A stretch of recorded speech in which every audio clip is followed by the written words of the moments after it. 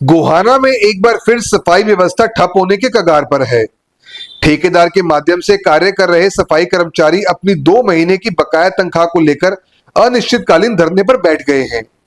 कर्मचारियों का साफ कहना है कि बिना वेतन के अब काम करना संभव नहीं है और जब तक उनकी मेहनत की कमाई नहीं मिलती तब तक उनका आंदोलन जारी रहेगा। दिलचस्प बात यह है कि ऐसा पहली बार नहीं हो रहा। कभी सोनीपत तो कभी गोहाना सफाई कर्मचारियों के धरने अब आम हो चले हैं। ऐसे में सबसे बड़ा सवाल यही खड़ा होता है कि आखिर शहर की सफाई व्यवस्था का जिम्मा किसके भरोसे है। आम जनता आखिर किस पर निर्भर रहे जब सफाई व्यवस्था बार बार ऐसे विवादों में उलझ जाती है।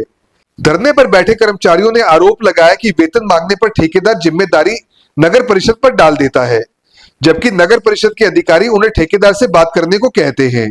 इस आपसी टाल मटोल के बीच सबसे ज्यादा परेशानी उन मजदूरों को झेलनी पड़ रही है जो रोज की कमाई पर अपना परिवार का गुजारा करते हैं। महिला कर्मचारियों की स्थिति और भी ज्यादा चिंताजनक है। उनका कहना है कि वे अपने बच्चों की स्कूल की फीस तक नहीं भर पा रही हैं और घर का राशन उधार पर लेना पड़ रहा है। बढ़ती महंगाई ने हालात और खराब कर दिए हैं, जिससे बिना वेतन के जीवन यापन करना बेहद मुश्किल हो गया है। सफाई कर्मचारियों ने चेतावनी दी है कि यदि जल्द ही उनकी बकाया तनख्वाह जारी नहीं की गई तो वे अपने आंदोलन को और तेज करेंगे।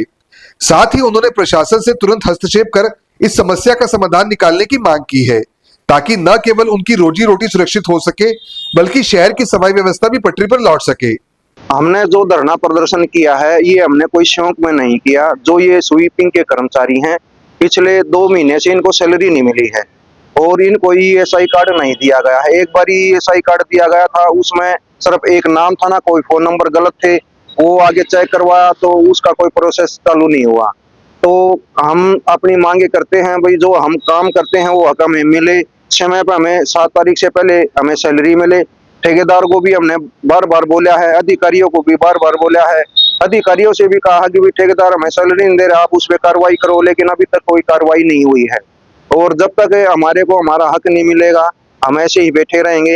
ये कर्मचारी हैं, अब तीसरा महीना लगा है, रूटीन से काम कर रहे हैं और गोहाना को साफ सफाई के मामले में स्वच्छता सर्वेक्षण में जब भी नंबर 1 आता है तो इन्हीं की मेहनत होती है, लेकिन अधिकारी है और ठेकेदार है वो कोई सुनवाई ही नहीं कर रहा।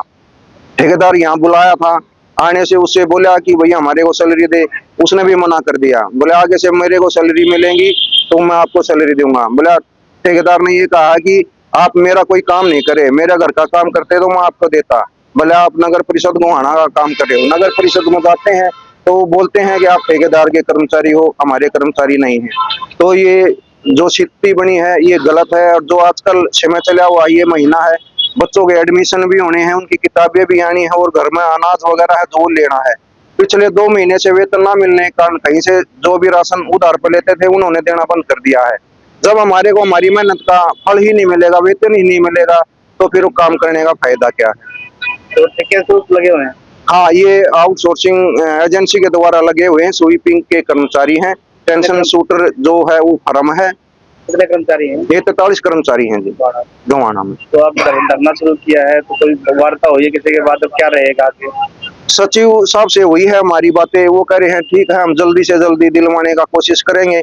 लेकिन पिछले 15 दिन पहले भी बात हुई थी, 1 सप्ताह पहले भी बात हुई थी और धरने में बैठे हैं। जब भी बात हुई है तो कल ठेकेदार बुलाया था पर लेकिन ठेकेदार ने मना कर दिया, बोला मैं सैलरी नहीं दूंगा, मेरे से आगे से मिल जाएगी तो मैं दे दूंगा, नहीं तो मैं भी नहीं दूंगा। तो अब क्या रुख रखना है? अब जब तक हमारे को हमारी सैलरी नहीं मिलेंगी तो ये हमारे जो साथी हैं कर्मचारी हैं इनका निर्णय है कि हम यहीं बैठेंगे। काम बंद? हाँ, काम बंद है। काम कोई शौक में बंद नहीं है, मजबूरी में काम बंद किया है। आज हमारी सैलरी दे देते हैं तो मैं भी इन कर्मचारियों को लेके जो भी इनका सफाई का कार्य है वो सुचारू रूप से चलता रहेगा। सिर्फ जो विसंगतियां हैं वो ईएसआई कार्ड है वो नहीं मिला है और जो सैलरी है इसका मुख्य कारण यही है। जी हमने सैलरी की दिक्कत है जी, 2 महीने हो गए जी हमने सैलरी नहीं दे रही। सरकार वैसे तो कह रही है बेटी पढ़ाओ बेटी बचाओ, अब एडमिशन के टाइम हो रखे हैं, किसी का 2 बेटी हैं किसी का 4 बेटी हैं, एडमिशन कहाँ से करवाएगी, कहाँ से पढ़ाएगी। वैसे सरकार ये बड़े बड़े वादे कर रहे हैं भी हम गरीब के सहारा बनेंगे, ये कहाँ से सहारा बनेंगे जब तक ये इतना काम कर रहे हैं, उनकी दिहाड़ी नहीं मिल रही टाइम पे, कैसे सहारा है।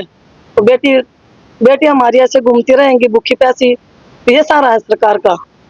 हमने सरकार से बस एक ही दरख्वास्त है कि हमारी तनख्वाह टाइम से जल्दी दे और ठेकेदार प्रथा बंद करे। जी ये बहुत परेशान कर रखे जी इस ठेकेदार ने। तो लगा लो जी 3 महीने हो गए जी तनख्वाह मिल नहीं ली जी हमारी। किसी का 70 वो है जी घर में सोल्यूशन जी, किसी के घर में एक भी कमानी है जी, किसी के घर में जी कुछ हो रहा, किसी के घर में कुछ जी, किसी ने फीस भी भरनी जी, ठीक है, गेहूं भी गिरवाने जी, बताओ क्या करे गरीब मानस साहब, ठीक है।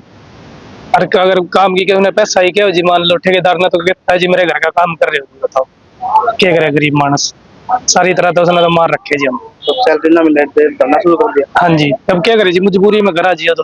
क्या आप स्टॉक मार्केट में एक सफल और प्रोफेशनल ट्रेडर बनना चाहते हैं?